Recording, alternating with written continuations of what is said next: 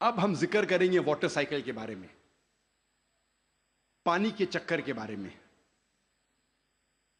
ہم جو اسکول میں پڑھتے ہیں واٹر سائیکل کے بارے میں، پانی کے چکر کے بارے میں، سب سے پہلے اس جدید پانی کے چکر کا ذکر کیا تھا سر برنارڈ پیلیسی نے سن 1580 میں۔ اور ہم جانتے ہیں، ہم نے اسکول میں پڑھا ہے کہ water evaporate from the ocean, پانی سمندر سے بھاپ بن کے اوپر جاتا ہے، جڑ کے بادل بنتا ہے، بادل جڑتے ہیں اور اندرونی حصے میں ہوا کے ذریعے جاتے ہیں، پھر ان کی تقسیم ہوتی ہے اور پانی بادل سے برستا ہے۔ بارش برسنے کے بعد یہ پانی نہر بن کر، اسٹریم بن کے، لیک بن کے پھر سے جاتا ہے سمندر میں، اور یہ پانی کا چکر کمپلیٹ ہوتا ہے۔ پہلے لوگ کو 16ویں صدی کے پہلے اس کا علم نہیں تھا۔ 7 صدی قبل مسیح تھیلز آف ملیٹس نے کہا تھا یہ بارش کیسے آتی تھی؟ یہ جو اوشن کا سپرے ہے، سپرے آف دی اوشن، ہوائیں سے اٹھاتی تھی اور اندرونی حصے میں بارش جیسے برساتی تھی۔ یہ لوگ سمجھتے تھے بارش اس طریقے آتی تھی۔ لوگ کو یہ نہیں پتا تھا کہ زمین کے نیچے جو پانی ہے وہ کیسے جمتا تھا۔ کئی نظریات تھے۔ لوگ پہلے سوچتے تھے کہ یہ ہوا کا دباؤ پانی پہ، سمندر پہ، پانی کو زمین سے نیچے لے جاتا تھا اور اس طریقے سے زمین کے نیچے پانی آتا تھا۔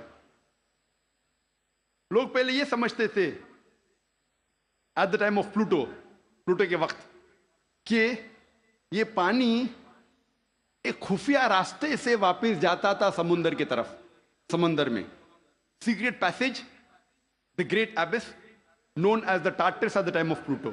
ایک خفیہ راستے سے پانی زمین کے نیچے سے جاتا تھا سمندر میں، اسے کہتے تھے گریٹ ایبس ٹارٹرس۔ اور یہ لوگ سمجھتے تھے 16ویں صدی تک۔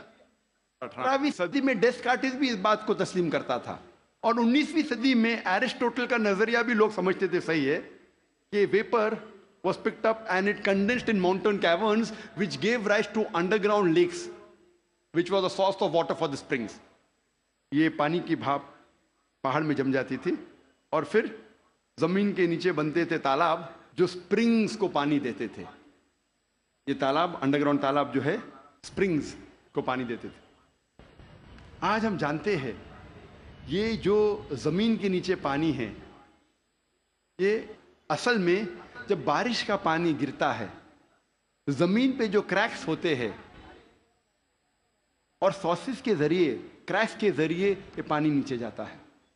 قرآن مجید میں اس کا ذکر ہے سورہ الزمر میں، سورہ نمبر 39 آیت نمبر 21 میں۔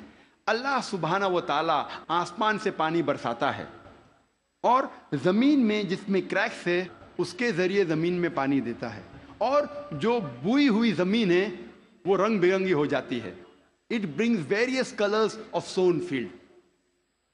اللہ تعالیٰ فرماتے ہیں سورہ روم میں، سورہ نمبر 30 آیت نمبر 24 میں، کہ اللہ سبحانہ و تعالیٰ آسمان سے بارش برساتا ہے اور مری ہوئی زمین میں جان ڈالتا ہے۔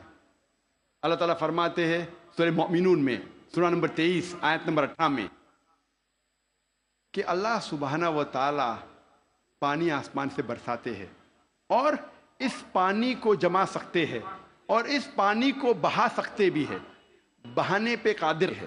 اللہ can store the water as well as drain it۔ قرآن میں ذکر آتا ہے سورہ طارق میں، سورہ نمبر 86 چیپٹر 86 آیت نمبر 11 میں، وَالسَّمَاءِ ذَاتِ الرَّجْ، that heaven which returns، وہ آسمان جو واپس دیتا ہے۔ ایک معنی وَالسَّمَاءِ ذَاتِ الرَّجْ کی ہے کہ جو ڈینجرس ریز ہے، ultraviolet rays, X rays, جو زمین پہ آنے کے پہلے آسمان اسے واپس پھینک دیتا ہے اس طرف۔ اس کے علاوہ یہ جو پانی کا بھاپ ہے، واٹر ویپرائز ہوتا ہے، بادل میں بنتا ہے اور پھر سے یہ آسمان اس پانی کو زمین پہ برساتا ہے۔ وَالسَّمَاءِ ذَاتِ الرَّجْ۔ اللہ تعالیٰ فرماتے ہیں سورہ الحجر میں، سورہ نمبر 15 آیت نمبر 22 میں، We cause fecundating winds، ہم ہوا کے ذریعے بادل کو بھوجل کرتے ہیں. عربی لفظ لواقی لقا سے آتا ہے جس کا معنی ہے ٹو امپریگنیٹ, ٹو فیکنڈیٹ, بر آور کرنا, بوجھل کرنا. ہوا بادل کو پولن گرینز کے ذریعے بوجھل کرتی ہے. It impregnates the cloud.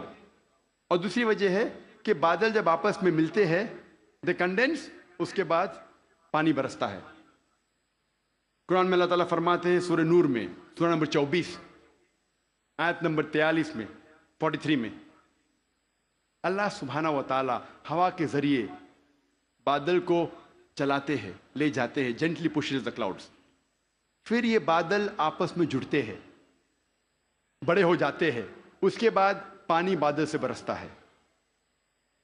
اللہ تعالیٰ فرماتے ہیں سورہ روم میں, سورہ نمبر 30 آیت نمبر 48 میں, اللہ سبحانہ و تعالیٰ ہوا کے ذریعے بادل کو ہلاتے ہیں اور لے جاتے ہیں اندرونی حصے میں. اس کے بعد بادل کو چھوٹے چھوٹے حصے میں تقسیم کرتے ہیں. اس کے بعد پانی بادل سے برستا ہے. قرآن مجید میں پانی کے چکر کے بارے میں گہرائی سے ذکر ہے, تفصیل سے ذکر ہے کئی جگہ.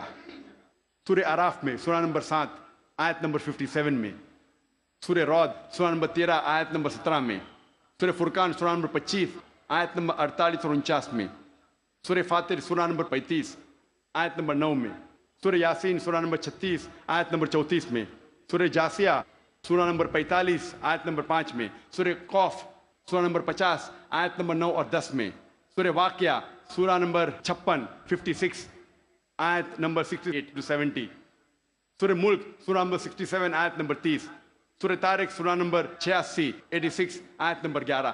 کئی آیتیں ہیں قرآن مجید میں جو تفصیل کے ساتھ ذکر کرتے ہیں پانی کے چکر کے بارے میں. صرف پانی کے چکر کے بارے میں اگر ذکر کرے گھنٹوں تک تقریر دے سکتے ہیں, صرف قرآن مجید میں پانی کے چکر کا ذکر.